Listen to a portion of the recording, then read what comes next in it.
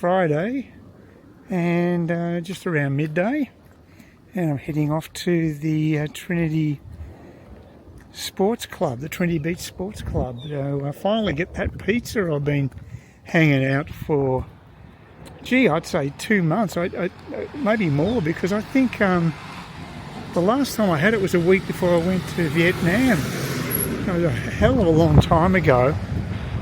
And so yeah, I'm going to be checking that out.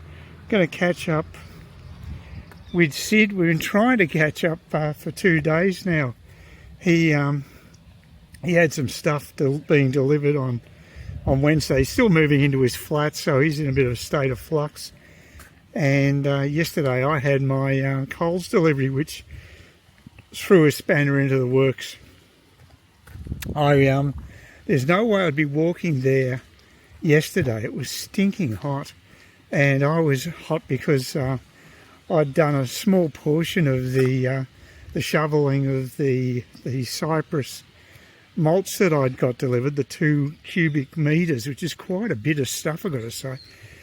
Dale did most of the work, but I took up a little bit of the slack near the end. Good thing I did, because he had to get going by 10 o'clock, so that meant he was actually able to make his schedule as well.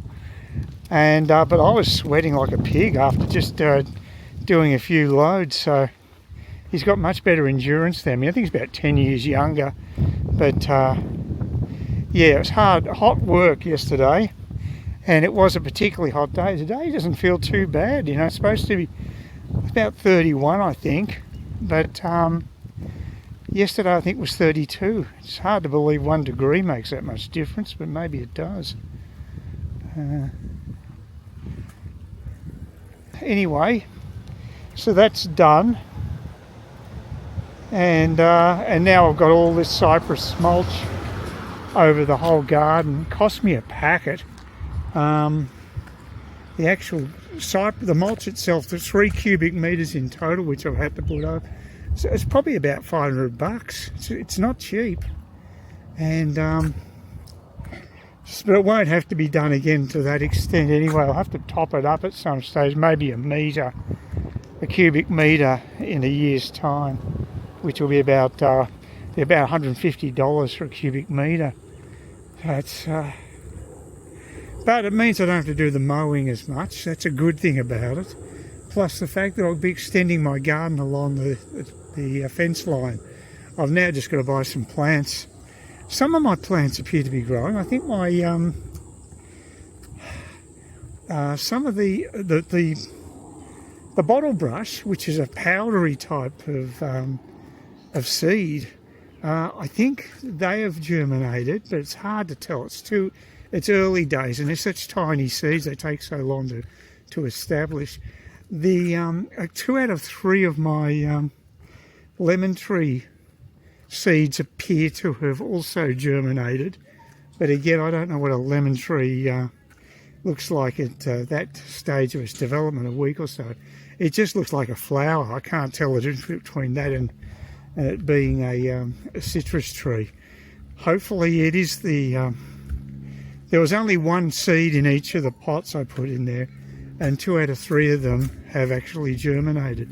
So I'd say it's unlikely it's a weed. I think it actually would be it's off centre though. I put them in the centre. I probably should have put them in a bit of a depression in the centre of the pot, so they didn't, the water must have sort of pushed the seed to the side of the pot a bit. So, and also the pot, so the seed was a blue colour, so very unusual. The Australia Post guys picking, I don't know whether they pick up or leave that place as storage for deliveries, but they've got some sort of system like that, so haven't actually seen them at the actual box before. So I guess he's doing the deliveries at the moment. Not that I'm expecting anything. One of the other things I was going to buy was actually a ceramic top, cooktop from Bunnings, which actually includes a free delivery, which is unusual for Bunnings. I don't normally do that, but I haven't got round to it because I've been spending a bit crazily this week. I mean, I got all the dividends paid the previous week, so I suppose I feel a bit more flush with dough, but still got to be careful. I'm on a pension, so I don't want to. I can't live like a millionaire, and I'm certainly not going to be able to pocket my the big money from my online book sales, because that probably comes, for my best month ever, it probably comes to about maybe $2. Yeah, maybe $2.50. I don't think that's enough to cover the expenses. And I've also got to go to Brisbane sometime fairly soon, and that means I'm going to have to get an Uber there and transport from the airport and what have you. So that'll probably cost me $100 in additional transport charges, even though the airfares are paid by the government. The actual flight down there and back is paid for, but connections I have to pay for, and that's only a fraction of it, admittedly. I think the actual flights are about $800, and you think they could do better than that personally, but I suppose they see the taxpayer coming and they gouge, which is a bit of a shame. And it's something about the public sector. There's no incentive for them to actually save money like that. I wish there was, because it'd be nice if they actually did chase the cheapest fares. That's why I got on to them early, because I thought if I get on them early they get a cheaper fare. It won't affect me in the slightest, but it just means that they're not wasting so much money. But anyway, it's a losing battle. I think there is an interesting thing happening in the States. If Trump wins, and it does appear as if he's in a very, very good position right now, if you don't listen to what the mainstream media say, because for some reason they keep pushing it's going to be a close election, and I'm not quite sure why they're doing that, because if anything, that would play into the hands of the Republicans, make Republican voters more likely to come out and vote. I think it's going to be a pretty comfortable win for Trump, even a possible landslide, because he's in a much better position right now than at the same equivalent time during other campaigns. And that's what the YouTube guys that I watch look at. They look at the equivalent period of time to get a reasonable comparison. Apparently there's a bit more of a conservative push near the end of the near closer to the actual election date. So history doesn't always repeat, but it has repeated quite a bit on that one. So it's a fairly safe assumption. You can argue over the amount of percentage improvement that Trump will get close to the polls, but barring some sort of a scandal coming up this month, I think he's pretty safe. And I just saw a Rasmussen video. Now, they are a conservative polling mob, although they've been reasonably accurate. Not necessarily the most accurate, but they've been pretty accurate with their predictions. And they said that Trump is about 10 points ahead of Harris amongst males, whereas I think females are slightly more shaded towards Harris. So shows how the gender plays such a big important role in the elections as well. It shouldn't. I know someone that actually voted for a candidate simply because of their sex. I thought, that's crazy, it's not what I'd do. But they're entitled to do what they want. They've got to vote. And I always figure that what I regard that as a fairly irrational way of doing it is probably counterbalanced by someone who votes for the opposite sex because of their gender, which is also stupid. But, in my opinion anyway, it should be on the ability of the candidate. Trouble is, you really don't know these people that well. And Kamala Harris is a classic example of someone trying to soften their fairly radical left-wing views to make it more palatable to the electorate. So, whereas everybody knows what Donald Trump is on about, because he has been president for 4 years, although she has been in power, she's been vice president. Not that they have the same gravitas as the president. Although I don't think Biden has any gravitas. So I think he's out to lunch. Oh, pretty quiet here again today. They seem to sporadically work on this project. This is Friday, it's not a public holiday. Monday was a public holiday, but nothing's happening. It's amazing up here. It's so slow with projects. Any wonder that the Woolworths hasn't been built yet.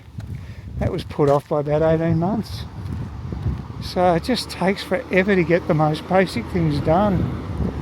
Having said that, I was talking about how great it'd be to have the footbridge over Deep Creek. I've only walked across it a couple of times, so I'm surprised at that. I just haven't been down to the beach. I've got to get off my ass and go down there. I keep saying that, but I don't do it.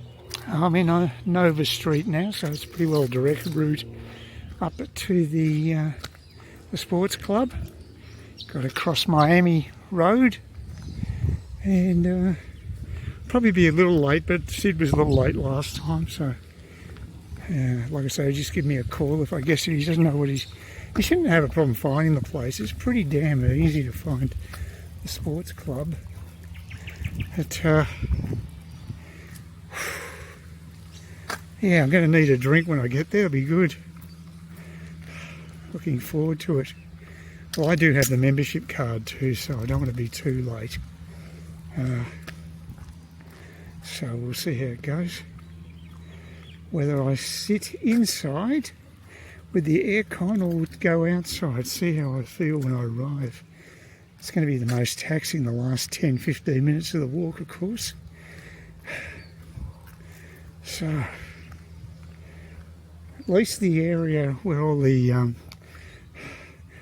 baseball pitches are and soccer pitches, all that sporting area, at least that should be dry today, because it is prone to flooding. Speaking of which, I was just looking at one of the YouTubers I've been a member of for a long time, Walkabout Wayne in Chiang Mai, and Chiang Mai got hit with some shocking floods, much even worse than when I first went up there.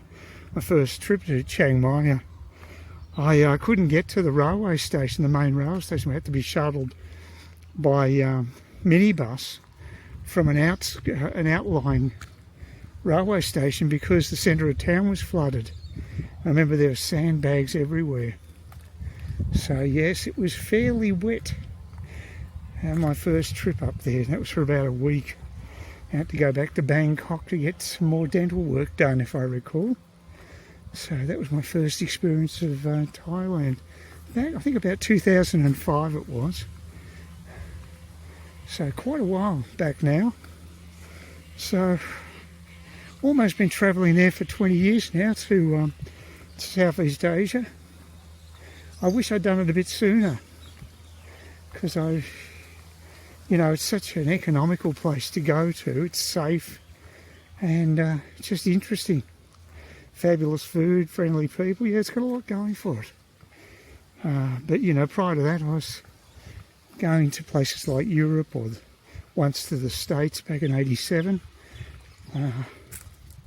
Too expensive to do that now, I would think. It's not just the weak dollar. The cost of living in the States has definitely gone up. Well, especially places like California. They've got incredibly high state taxes that just make it that much rougher. Depends which state you go to in the States. The cost of living can vary quite a bit. So, but I don't know if I'll ever make it back there. Probably a bit too long in the tooth now. And of course there's the long haul flights you have to contend with. So I think a direct flight to somewhere like LA is probably about 16 hours from one of the capitals here, which would be pretty rugged, maybe 14, I'm not sure, something like that. The last long haul, really big long haul flight I had was with Qatar Air to Spain. Yeah, and I think that was 14 hours. I think the one to London wasn't quite as bad. That was from Singapore to London, I think, was slightly shorter than that, but I may be wrong. That was the more recent of the two. Yeah, predictably, it looks pretty damn dry around here. And even the pathway, there's no puddles to be seen. Very unusual. So this is what I expected. It's been at least 2 weeks of no rain at all. I thought it was going to rain yesterday, but no, we just got some clouds and that was it, and they never dropped any moisture. So there's the big baseball section. I think I've seen them play once there, and a hell of a lot of soccer fields. And of course, Trinity Sports Club is an AFL venue, so they sponsor to the local side. Trying to think what they are again. I can't remember the name of them. Anyway, so that's the building ahead of us. So not much longer now, and hopefully Sid will be here fairly soon. Well, I'm in my backyard, just going to give you an idea of what's happening with my plants. These are my capsicum plants. They seem to be doing okay. There's a bit of fruit being formed there. They don't mind a bit of sun, but I am quite aware of the fact that we get a lot of sun up here, and with some of the plants I've got to be very careful how much sun I get. Oh, there we go. Finally got it. Yep. I'll get up close. Now these are the lemon seeds that I've planted. I've done one in each pot. If you look closely, hopefully you can see that there's one little seedling growing there, and the second pot again is just one little seedling, and the third one I don't think has got any seeds in it, so that hasn't worked out particularly well. I've got a number of other pots just down here that have also got that's got to be chilies on that side, but that hasn't grown yet. There's not much action happening in these pots. There's a little bit, but it's sort of sporadic. Now these ones I'm quite interested in the front here. They're the ones that have got like the dust type seeds, so they seem to be germinating finally, which is great. But I have to be pretty close to it so you can see what's happening there. There's not much greenery there, but there is a little bit. There's a little bit of a few shoots happening. So I've got 4 pots here: tea trees, a bottle brush, and I've got some other variety there as well.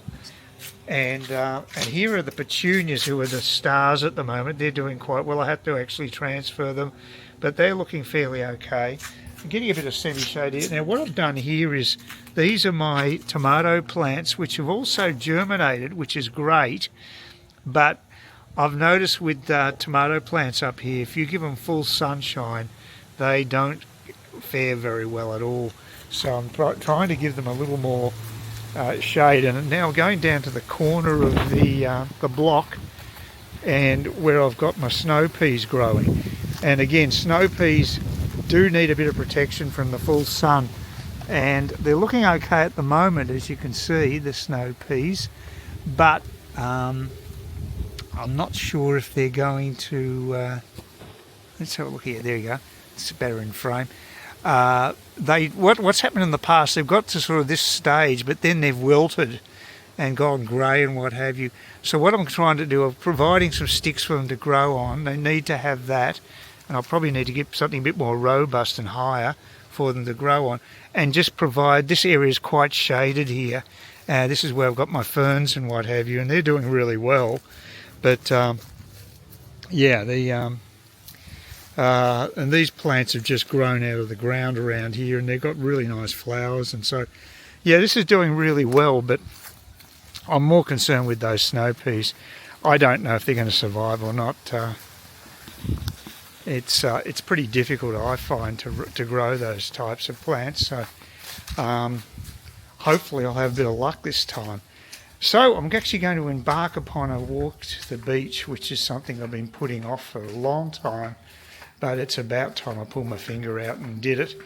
And so there's some other, it's actually, I'll show you this other plant that's actually the candlestick plant. It's quite nice. It's a candlestick flower, but it isn't flowering at the moment, but it's looking quite healthy. I'll just show you that. Okay, now we're looking at it. And you can see that it's quite leafy and what have you. The flowers, these plants that I've bought from branches are actually flowering quite well too. So you can see the nice sort of purple mauvey type colour plant. And there's one up the back there which I presume will be flowering as well at some stage, but it looks quite healthy. So overall things are going okay with the garden, but yeah, just got to have a bit of patience. Well, it's Saturday and around 11, and I'm heading off on my well overdue walk down to the beach. I hope it's still there. It's been so long since I've been there. So yeah, I've just got my YouTube video uploading at the moment. That can take well in excess of an hour.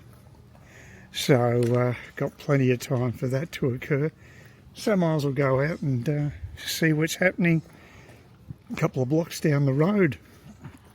So yeah, it's nice being down near the beach, but I just haven't visited it for so long. And it's a nice environment. We've got the the sea breeze, looking forward to that.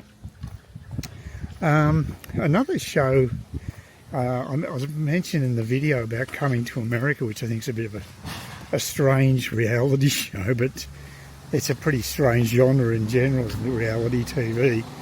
The other one that I really like is a bit more upmarket. It's an English production. I think it might be Channel 5 in the UK who does it. It's called Help. We bought ourselves a village. So it's about people, English couples generally, not always. Sometimes it was a couple of guys. We also bought a village, but mainly it's male-female couples that have bought these villages in various European countries, spanning from areas such as Spain through to France and Italy. They'd be the main ones. There was another one with Bulgaria, I think. Yeah, that was an unusual location, but most of them are in those three countries. Those three Latin countries, and they purchased dilapidated villages in all different areas, and generally means that they've got probably about minimum of 4 buildings to renovate, and these are not new buildings, so there's a lot of work involved. And most people that buy them, they want to keep the tone of the original building. So you know, it really is a labour of love, and it's just I mean, they've got aspirations of making them income generating by making them into house to rental places, but you know, it's just so much work. It is more labour of love than a cold economic decision, I think. And some people do pull the pin. It's just too much. But I find it fascinating, and I think actually I got some sympathy for them. I think it's great to keep some of this history alive. I think, you know, good on them. I think they're doing a great job, because there are just so many of these abandoned villages now throughout Europe, and some of them are just superb. I've got to say, one of the nicest parts of the world I've ever visited was the south of France, south of Bordeaux, and there's just some beautiful rural areas there, little villages that are just picture postcard stuff. They're just gorgeous. But if they're those sort of buildings that have been built a few centuries back, then it does take a lot of work, especially if you want to keep it true to its original materials and design and what have you. It requires a lot of work, a lot of dedication. But I do like watching them, and it's nice to see them actually open up sections to rent out, like gîtes in France, so they can do a rental and get rental income, and a lot of them will just plough that back into their renovations, because it's like a bottomless pit when it comes to money. But yeah, I think it's a great series, and obviously fairly popular because there's quite a few episodes around, and I do look forward to the next one. The only bugbear I've got with it is that they the way they've structured the series is that you'll concentrate on, say, 4 or 5 people doing these renovations for about, say, 5 episodes, and then they'll switch to a new group of people, and it sort of lacks that continuity I'd like, and sort of leaves you high and dry. You're sort of like they've left in a certain spot and we don't know what the outcome's been. So I find that a little annoying, but you know, I guess they're doing a pretty good job overall. That'd be my only negative about it. I think it's a very well made series, and you know, some people are most of them use it to make holiday rentals, but a couple have actually also tried to get operating vineyards going, for instance, and other agricultural pursuits, which is pretty hard work, I would have thought. But they're generally in really nice locations, and the buildings, when they're restored, they do look pretty good. The other place was Portugal. There's another big one in Portugal that was done by an English couple, and they even got the mayor to come around and inspect it a couple of times. They thought it was a really big deal, and there's also a fund for renovations that can be obtained if you put in an application. You can get some money from certain countries to actually renovate these places too. So the government actually is supporting the restoration of these villages as well. So it's very good. I think it might be the French government, I think, because they do a lot of agricultural subsidies as well for rural people, make sure that they keep the rural life alive, so, which I think is important. It's not always about money and efficiency and what have you, but yeah, I think it's one of those shows I really do look forward to, and it is very well made, and yeah, I definitely recommend it. In a different league too. Coming from America is just, yeah, that's just a bit of fluff in comparison, in my opinion anyway. But this one's got a lot more substance, I think. Anyway, I'll be down the beach soon. Just going to go down a little side alley, and I'll be there. I'm looking forward to getting back and having a Charlotte's Bakery beef and mushroom pie. I got a couple of those Charlotte Bakery pies on special from Coles a month or two ago, and I really enjoyed them because I think the gravy is very thick and really, really tasty. So I'm looking forward to that. Yeah, it's pretty busy here today. It's weekend. That's what you'd expect. It's probably better to turn up on the weekdays, but if I didn't do it today, I probably wouldn't do it for another week or so. So it's better to get off my backside and get this happening now.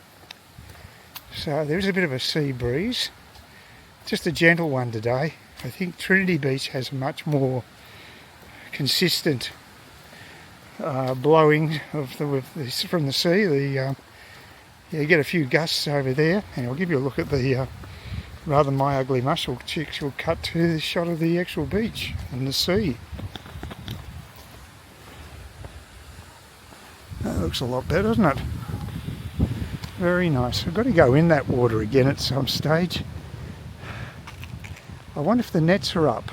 I guess we'll find out soon enough. Well, even though it's relatively crowded compared to a weekday, it's not too bad.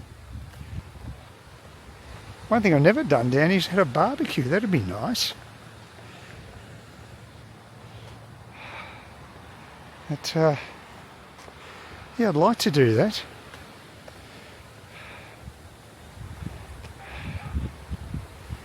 I might be able to con Sid into doing it. He might be interested in a barbie.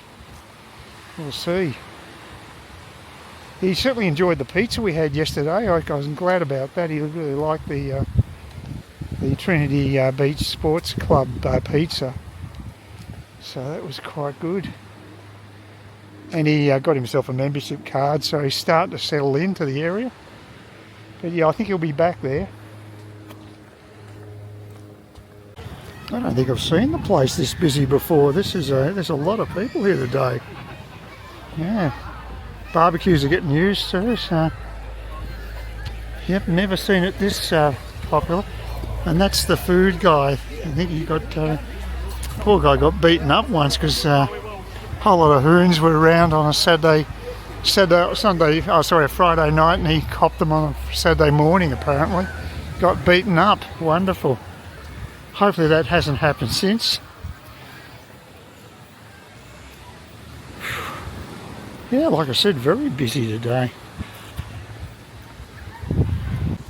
I think all this fencing is new. I don't recall this before. And there's a sign saying private property with surveillance cameras and crap. That's where the resort's being renovated.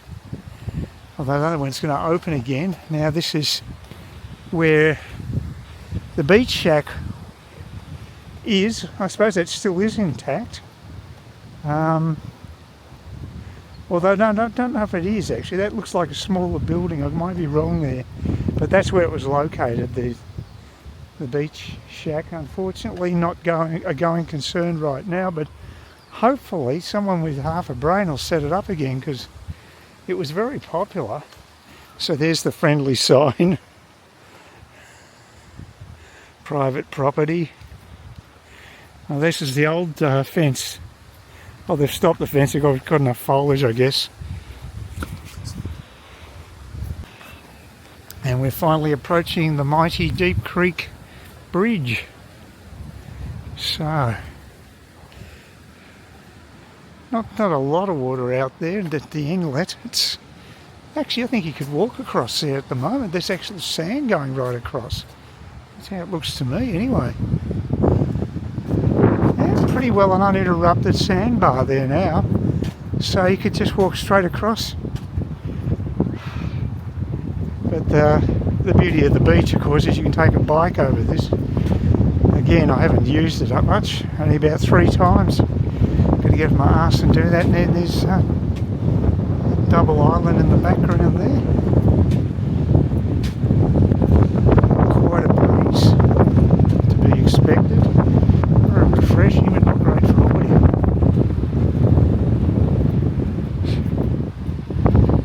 Yeah, no, it's nice to see the beach again. We've been away from it way too long. Silly bastard I am. Yeah, look at that sandbar goes right along, but it depends on the tides. At high tide it may be covered, but I still think you'd be able to walk along there. You might be wading ankle deep or whatever, but done some work here.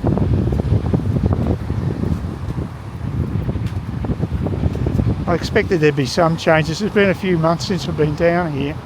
Still got all the rocks here just to protect what's left of the beach, stop erosion. Quite a big pile of them there.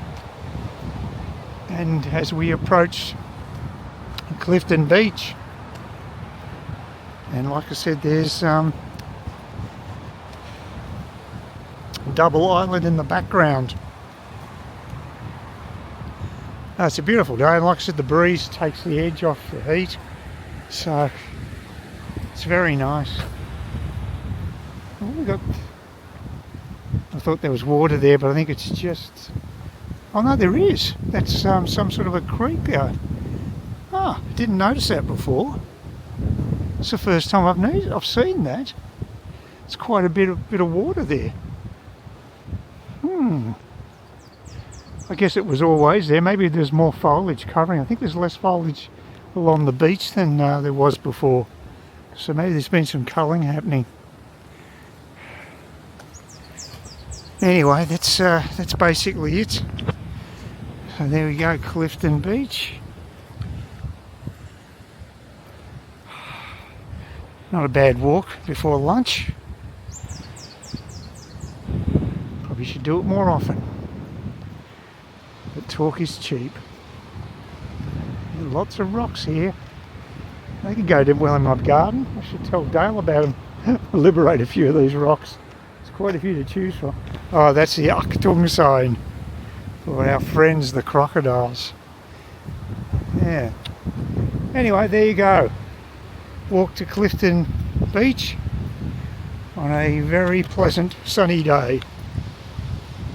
Well, this all new looks fairly new to me. All these shops and everything just on this side. So there's quite a bit of work that's taken place on this side as well. So yeah, they've done quite an expansion. I got the boarding pass without any hassles whatsoever. That was good. And security did pick me up on. Well, gee, they're pedantic. You've got to stand on those markers for your feet. I've got to remove my belt. I had to do that as well. And the other thing I had to do was take my handkerchief out of my back pocket. They didn't like that either, and I had to hold that in my hand while also doing the spread eagle thing. It's quite bizarre. I just wonder whether it's all necessary, but you know, it wasn't that big a deal. I got through, and now I'm in the main area. The drive was pretty good. The guy turned up, the Uber guy, and there was no issues there either. So far so good. Hopefully there won't be any catastrophes in Brisbane, and hopefully the flight will be on time and I'll be able to get to my appointment at the allotted time. But so far so good. You don't really need to turn up here too early. I mean, I have in the past, but this is fine right now. Everything's open and it wasn't much of a hassle getting through security and what have you. So yeah, overall, you know, pretty well workmanlike. The other big thing that occurred today, just seeing where my gates are, they're down here. Gate 21, it's always 20 or 21 from Cairns to Brisbane or one of the big cities. I actually got to see the Starship flight test number 5. I didn't see it live because I went to bed about 9ish, and I took a sleeping pill, and I didn't wake until about 2 o'clock in the morning. But I took the opportunity to go online, and so I did that. And where am I going here? Oh no, damn! It's very quiet here at the moment. And so I took the opportunity to go online and have a look at a replay at the on the SpaceX site, and yeah, it was pretty good. There was no glitches at all with the whole procedure. They had a smooth takeoff. They had a good separation for the Starship, and most impressive of all, they were able to have they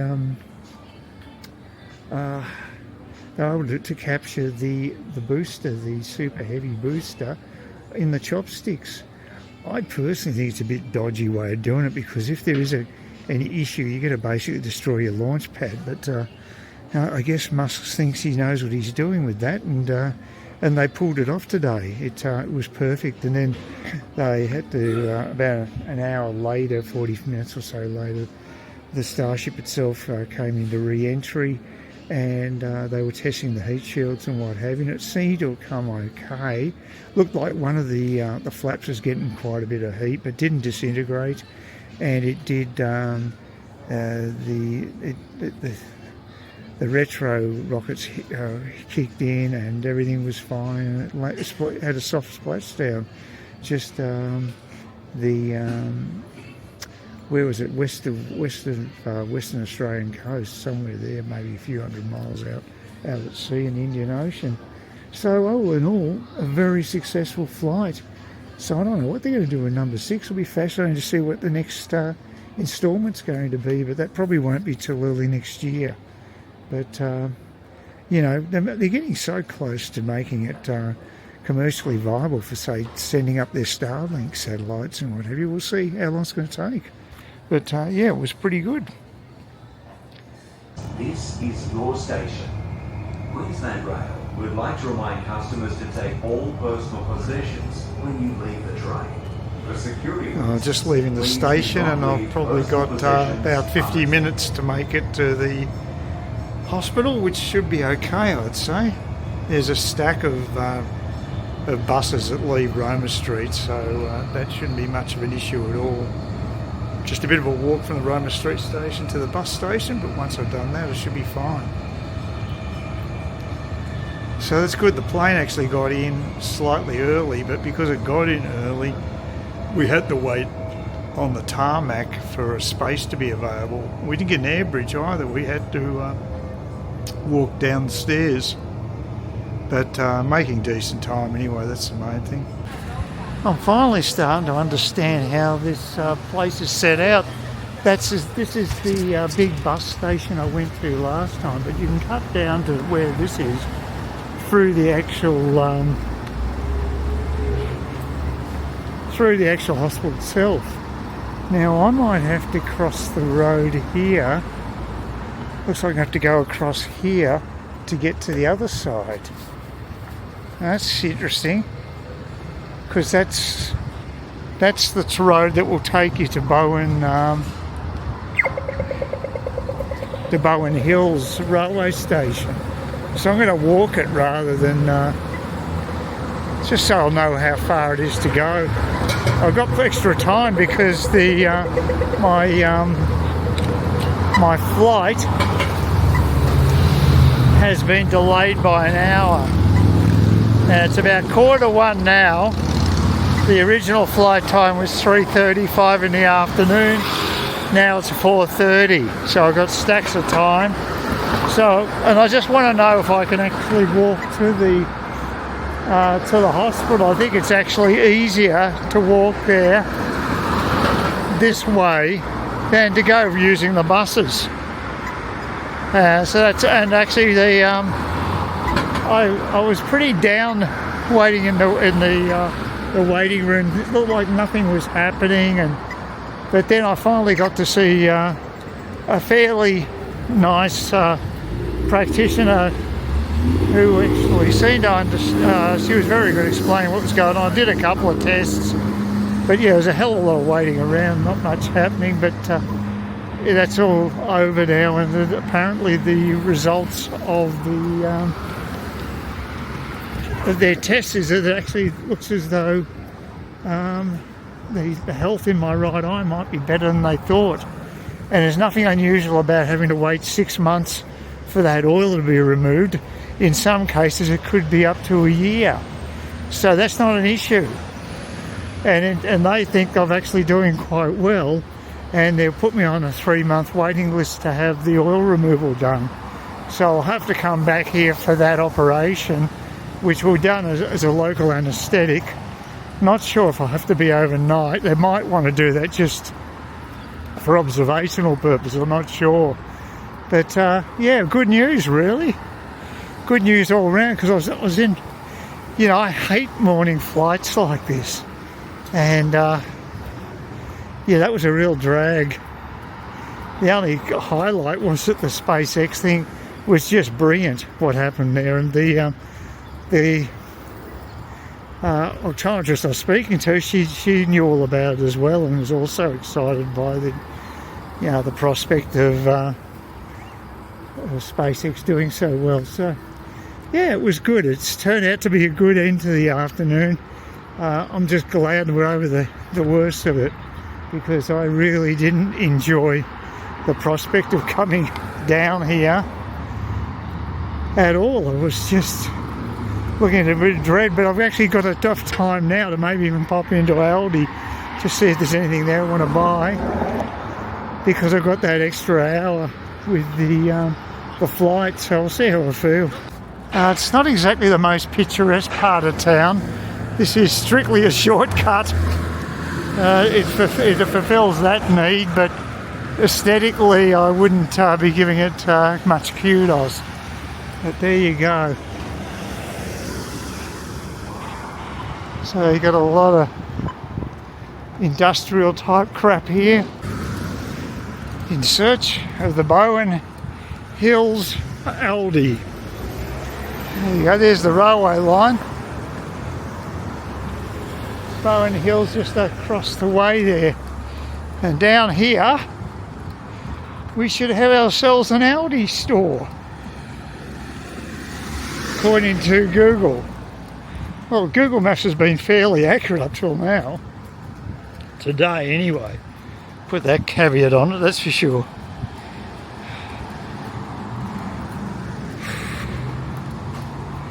Well, let's see if we can find this Aldi. Should be just down the road here. Bit of a hill. Oh God, I have to walk up this, unfortunately. Oh well, we'll see. I do want to check out Aldi. It's something I can't do in Cairns. So that's all I'll do. Pop into Aldi and then we'll get back to the airport, and with a crap load of time to make my flight. I'll be looking forward to getting back to Cairns. Don't like big cities. Way over them, I've got to tell you. Anyway, with any luck, we should strike Aldi's gold fairly soon. Oh, there she blows, Aldi. Now, can you actually get inside the place? That's the question. This is the tradesman's entrance. It must be round the corner, I would presume. Must be a decent size Aldi by looks of things. Anyway, I'll have to go around the corner, I'd say. Still, I found it. Google came through. Okay, that's Aldi there. This is all Aldi here. It's quite a large store. It's very large. Well, Townsville have got Aldi apparently, but we're still waiting. So it may happen in the next year or two. But before then, let's see if we can find something light and yummy. If we can only find the entrance to the place, that would be a start. You've got to go into a mall area, but things okay. Let's see how we go. Oh, well, after a few glitches, I finally bought myself some Viennese, what are they, Viennese fingers. They got chocolate over shortbread, and very nice they are too, 6 of them. Haven't had it for years. Definitely something you only get, well, at that price at Aldi anyways, but about $3.60 or something, which isn't super cheap, but they're very, very nice. And yeah, it'd be nice to bring something home from Aldi. So that's a big one too. That is the biggest Aldi store that I've seen so far. Maybe they're upsizing. So yeah, the guy, every one of those, I went to the cards section because, you know, the auto teller, checkout teller, because the guy was flat out. And when I finally got to grief with the bloody thing, he finally had a bit of time, and he pointed out what had happened. I got a receipt for a previous purchase, and I thought it was for my own, so I assumed it all went through okay, but it hadn't. So I had to use the card again. This time I got the right receipt, because being a blind bastard, I couldn't even see what the receipt said. So but the guy was nice about it. I think he knew I was just an incompetent, not a petty criminal. So yeah, I got myself the Viennese fingers. Beautiful they are, beautiful. Hasn't rained today. Actually, the weather hasn't been too bad. I'm still wearing my wind cheater. So it is substantially cooler down here than in Cairns.